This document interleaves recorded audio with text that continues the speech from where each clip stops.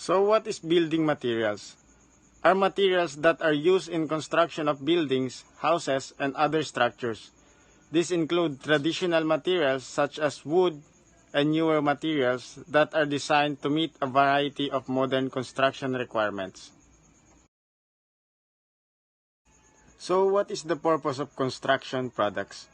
Means any one or more products developed and sold for use in improving or facilitating one or more of mechanical strength, stability, fire, health, hygiene, and or environmental safety, efficiency, accessibility, noise protection, energy usage, economics, and or heat retention of at least one. So according to the sources across the web, there's a lot of products in terms of construction. The first one is concrete, steel, wood, bricks, concrete masonry unit, cement, timber, tile, ceramics, masonry, stone, stucco, and softwood.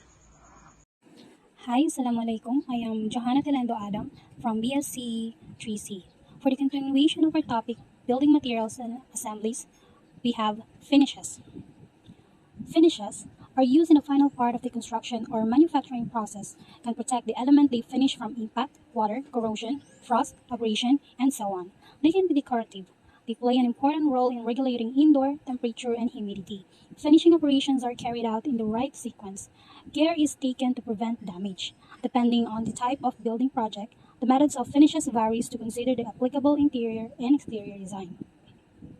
Before selecting a finish, thought must be given to many factors such as appearance, durability, maintenance, acoustic criteria, fire criteria, relationship to mechanical and electrical services, changeability, cost, toxic emissions from interior materials. There are two types of finish for buildings. One, applied finish, a finish which is applied on site.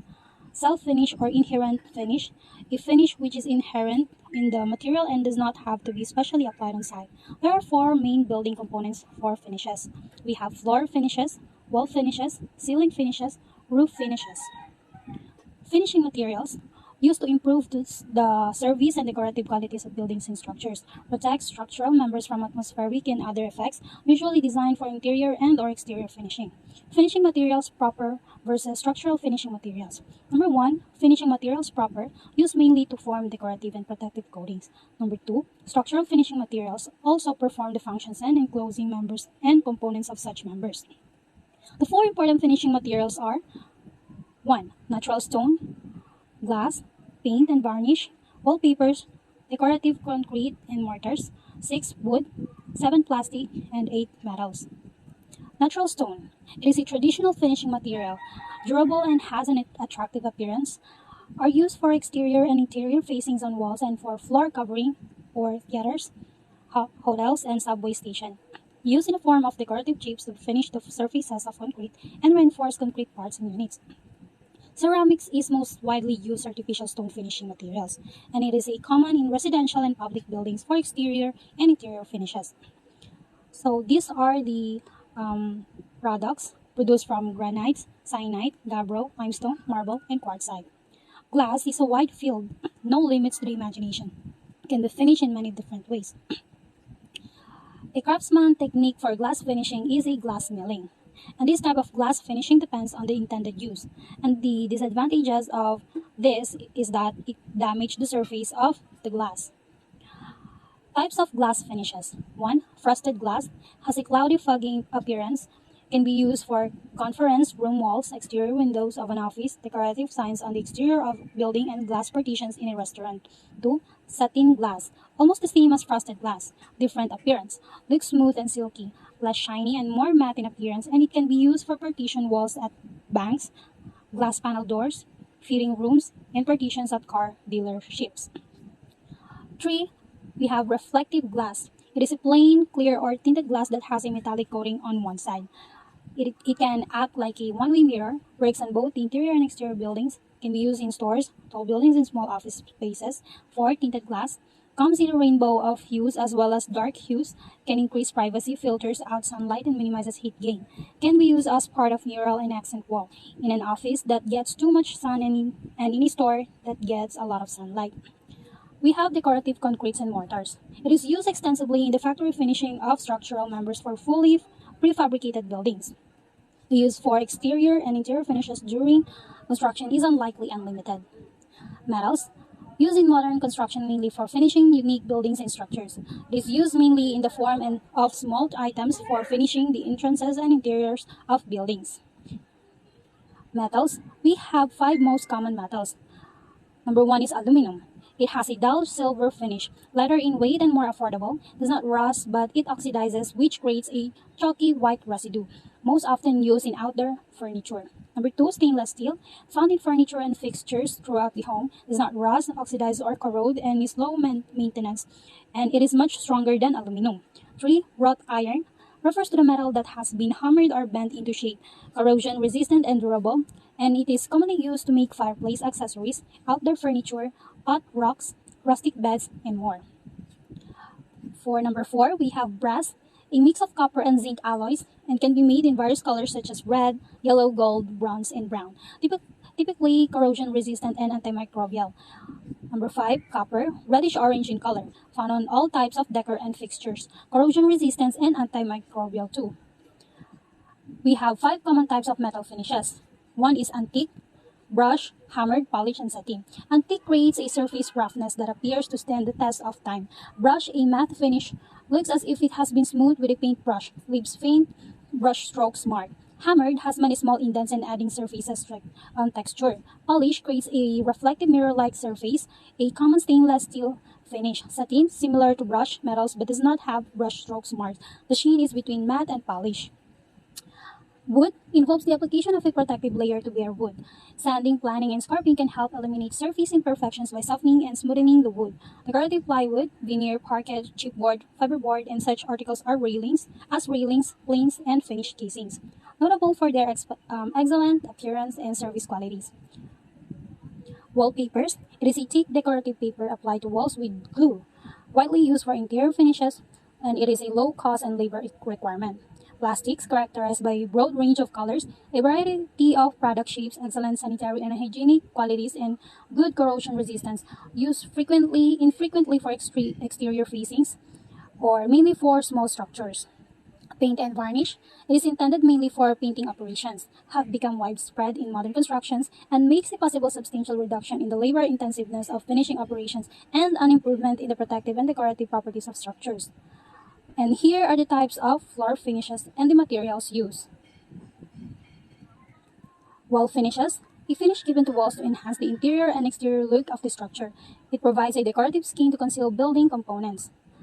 Wall finishes has a factors to consider when choosing wall finishes: room usage, degree of comfort required, maintenance, cost, suitability of the decoration, and fire protection. And here are the types of wall finishes and the materials used. Ceiling finishes provides a decorative skin to conceal building components.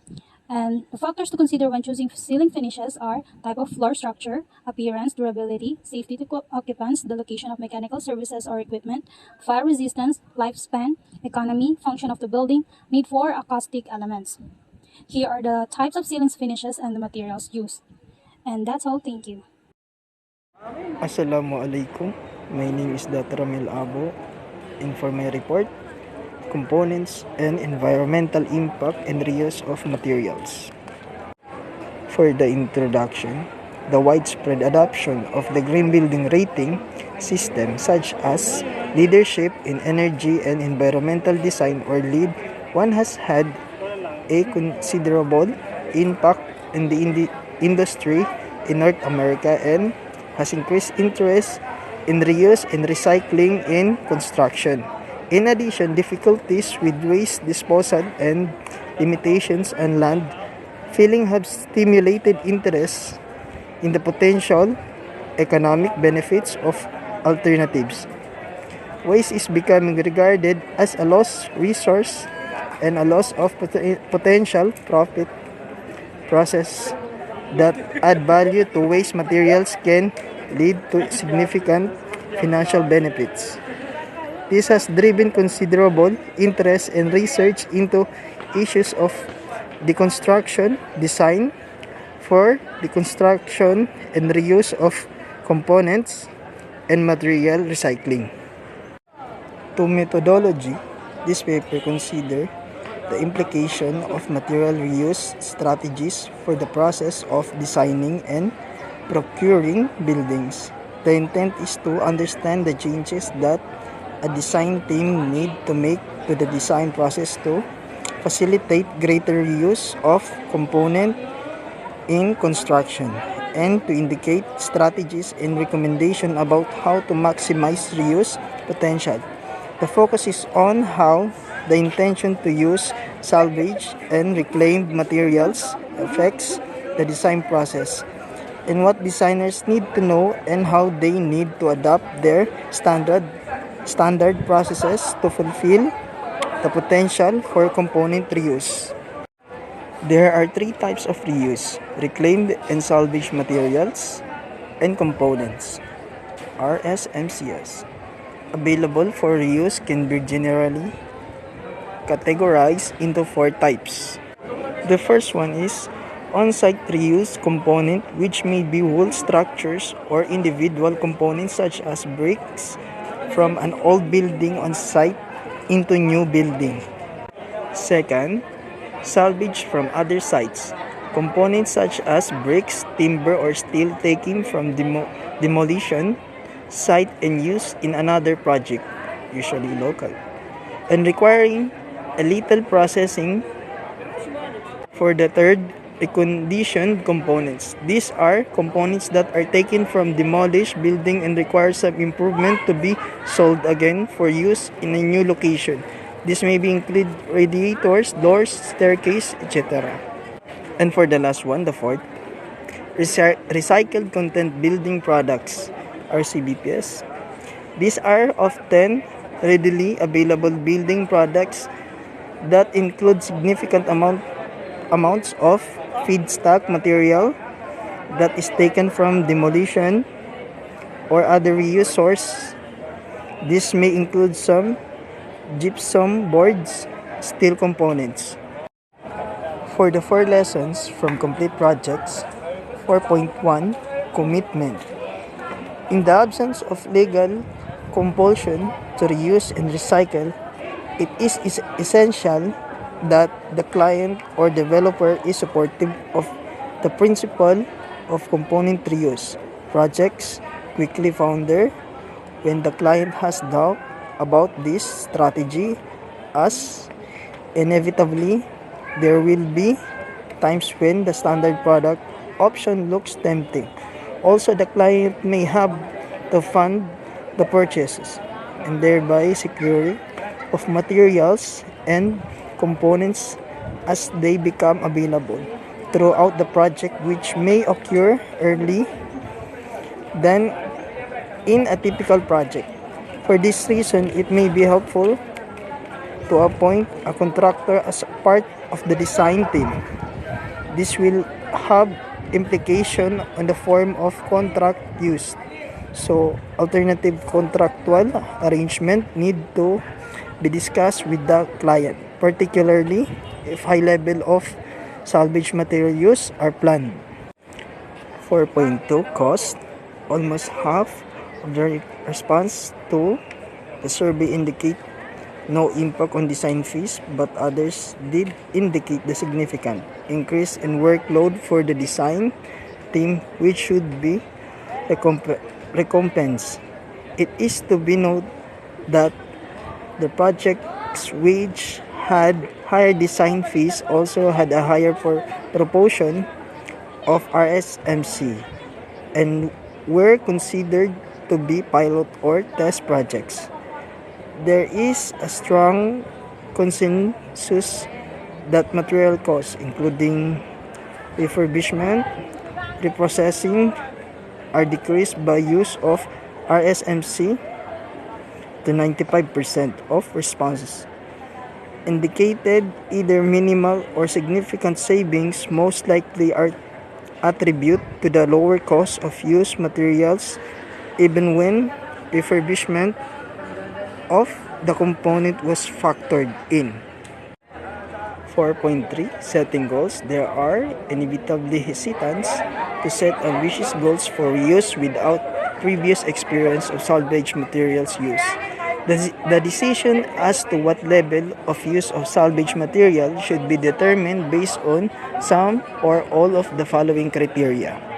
For the first criteria, salvage materials are most readily and effectively obtained in relatively small volumes. Second, the knowledge and experience of the design team about how and where to locate it.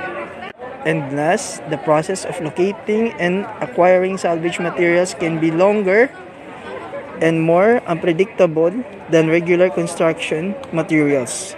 The opportunities for up to 25% use of salvage materials can be easily be achieved provided that the design uses readily demountable materials such as steel or heavy timber construction, since these products represent the largest category of salvage materials. It is not uncommon to reach 50 to 75% salvage material on small to medium-sized projects. 4.4 Design process. A factor that clearly emerged from the survey was the importance of integration in the way the design team functions as a key reason for utilizing a higher than average amount of RSMCs into their project, as well as achieving building energy performance exceeding normal standards. 4.5 Factors deciding what to reuse. When selecting which reuse components of a building or recycled materials to use, one starting point that has been used is to base decisions on embodied energy content. It would be appropriate, therefore, to concentrate on reusing and reclaiming goods and materials with high embodied energy, as savings will have the greatest potential energy saving impact. 4.6 Resourcing. Reuse materials and components. Sourcing RSMCs require designers to foster new relationships with organizations they may not traditionally be in touch with. Some demolition contractors and salvage companies now have sales staff specifically intended to identify and market construction components they have identified as of value to the building industry. 4.7 Construction process. When reusing buildings and their parts in situ, preferably a deconstruction specialist should be hired if possible, or a contractor with an interest in this construction, in order to dismantle and salvage materials designated for reuse. To the conclusion, certain key factors emerge from the pioneering projects that focus on reuse. These include: it is important to have commitment of the entire design team at the early stage of the process. Projects need clear goals with commitment of all the design team and client. The integrated design process facilitates a great likelihood of successfully using RSMCs. Sourcing RSMCs require designers to foster new relationships with organizations they may not traditionally be in touch with. Responsibility for identifying RSMCs need to be clearly established. Who will source the particular components? Procedures for grading salvage components need to be established and any regulator issues identified. Cost savings are possible in material costs, but some of these are offset by additional labor costs. There can be additional design costs. This can be due to redesign to suit when sourcing reuse components. Project with the highest savings usually focus on reuse of the existing building already on site. That's all. Assalamualaikum. My topic is about appropriate selection of interior designs in construction materials. So, kailangan talaga sa pagpili ng mga interiors is kung ano yung gusto natin, then ano yung magagandang product na magagamit natin sa gagawin nating bahay. So, first, meron tayong metals, which is maraming uri ng metals, like cast iron, raw iron, bronze, aluminum, brush, copper, stainless steel, and the last one is the lead. So, some metals are versatile housing materials because they can be shaped into many ways. So, they are available in a variety of natural colors, or it can be coated for a wider array of colors and for added protections. So, metals are strong, decorative, and good conductors of heat and electricity. So, sa metal na to is makikita naman sa design na maganda siya for interior design. Kasi nagkakaroon ng buhay yung gagawin mong bahay. And also, we have glass.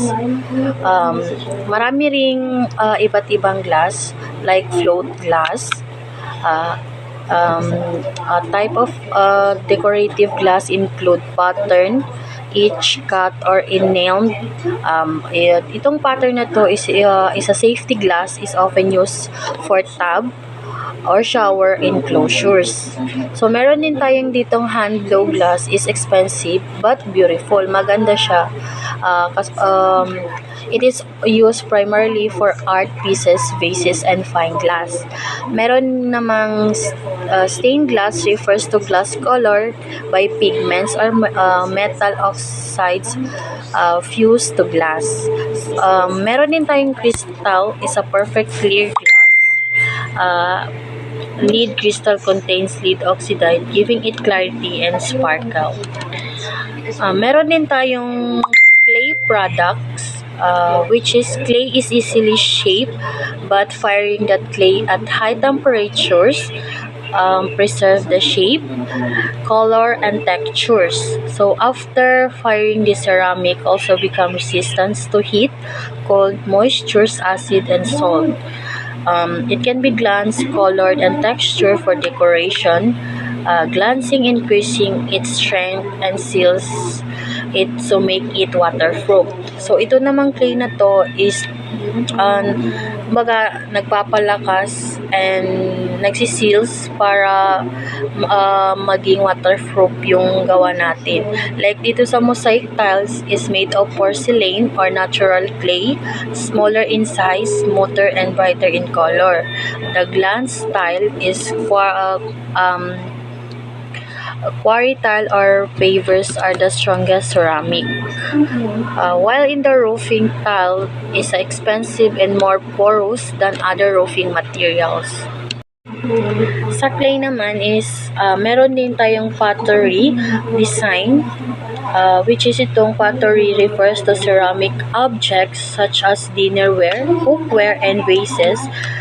There are three types: stoneware, earthenware, and porcelain. So the stoneware is made of finer clay than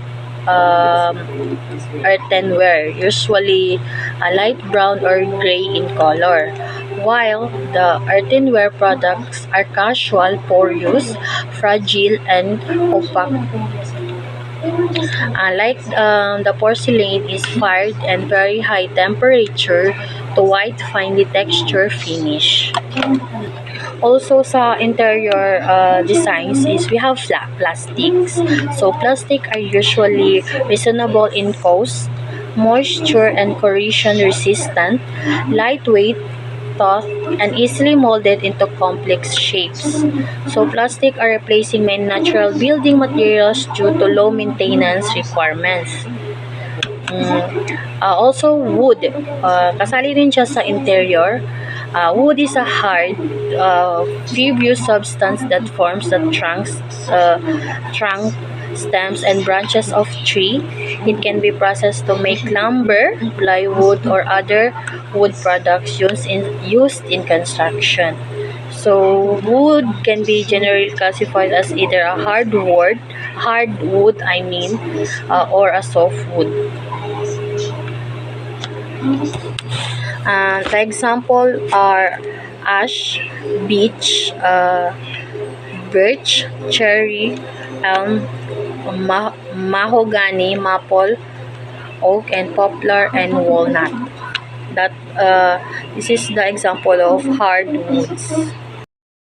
Lumber wood, also we have seaweed from logs into boards of various sizes. Timber is a lumber that is 5 or larger in width and thickness and is used mainly for support pots and beams. So we have laminated timber, plywood, and millwork. So hardboard is a type of composite board made from refined wood fibers that are pressed together. So we have particle board is a type of composite board made from wood flakes. So ang hardboard is fiber that pressed together, while the particle board is from wood flakes, chips, and shaving that are bonded together with adhesives. Meron din tayong masonry. So, itong masonry na to is materials are versatile, durable, and beautiful. They are more expensive than wood products but require less maintenance. Bricks is fireproof, weather resistant, and easily to maintain. It is popular for fireplace, chimneys, walls, and floors. Meron din tayong glass block. Glass block are low units of clear, rippled, or frosted glass. So, some of the air has been removed from the hollow core to prevent condensation and improve insulation value. Nagbibigay ito ng privacy but allow light. Ang last one for interior design is the stone. Stone is a difficult to work with in buildings, so it's a labor intensive and therefore expensive. It has varied colors and textures to provide visual interest. It is fireproof and resistant to decay and gives a feeling for permanence and stability. So types of natural stones include granite, hard and durable, sandstone, porous and prone to dampness with poor insulation value. Limestone, weathered rapidly in humid climates. Marble, expensive and luxurious but not as durable as granite. And slate, hard and bright, made from compressed clay or shale. Manufactured stone, made from lightweight concrete or fiberglass. And terrazzo, durable material made from marble chips bonded together with cement or stone-like materials. Hello everyone, I am Renata G. Simon, and today I'm going to discuss about the exterior construction material. What is the exterior construction material? The exterior construction materials is used to protect a commercial structure, can have a big impact on its appearance and functionality, and also it is used to construction, provide lots of choices.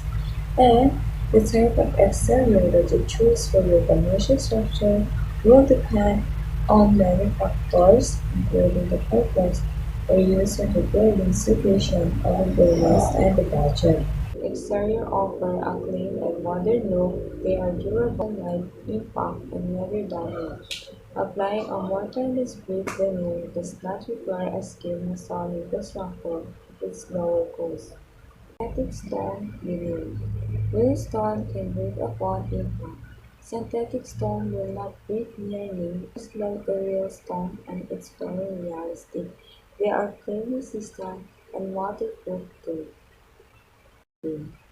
Fiber cement siding consists of wood, sand, and cement with fiber mixed in to improve durability. It can be manufactured to resemble wood, is bendable, and lasts much longer than real wood. Exterior insulation and finishing system, known as EIFS for short. Exterior insulation and finishing system combine insulation and finishing coats to provide a synthetic stucco look to conventional exterior design.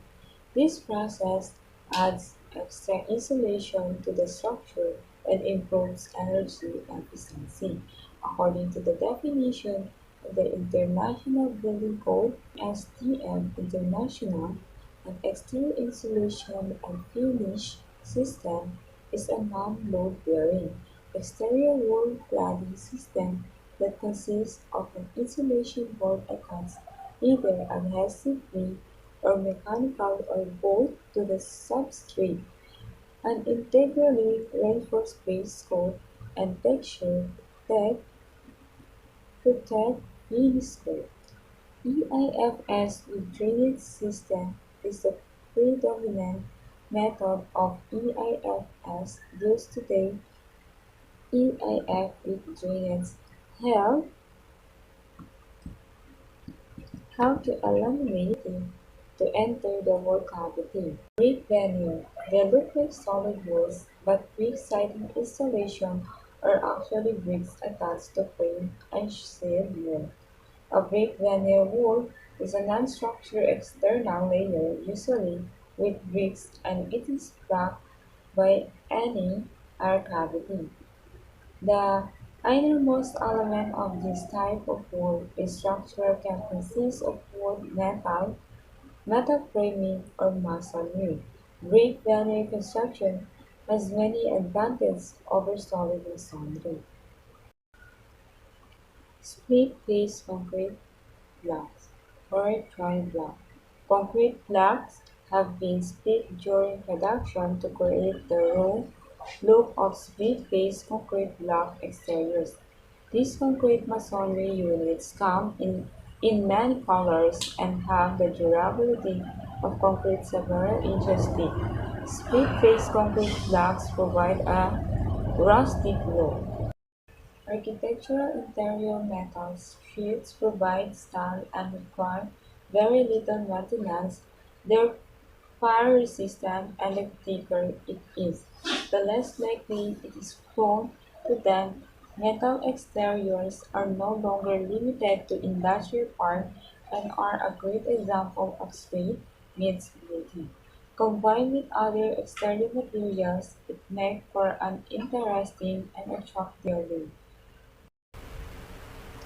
ACP aluminum composite panels.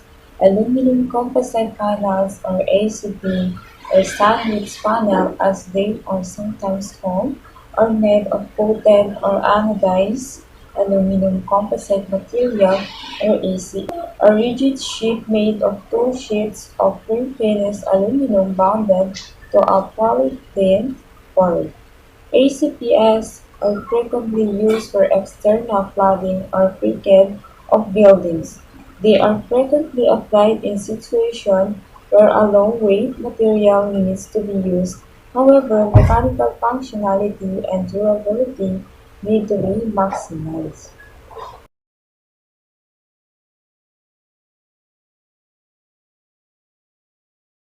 Face Monterey Black.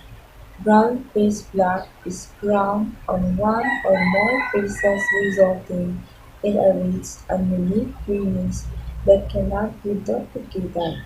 During the finishing process, a special additive is used to repel efflorescence, allowing them to retain their original appearance. Round face blocks are maintenance-free for both are available in variety of colors, chamfers, scale, scoring patterns, as well as special shape to provide the design professional complete flexibility in the concrete masonry construction.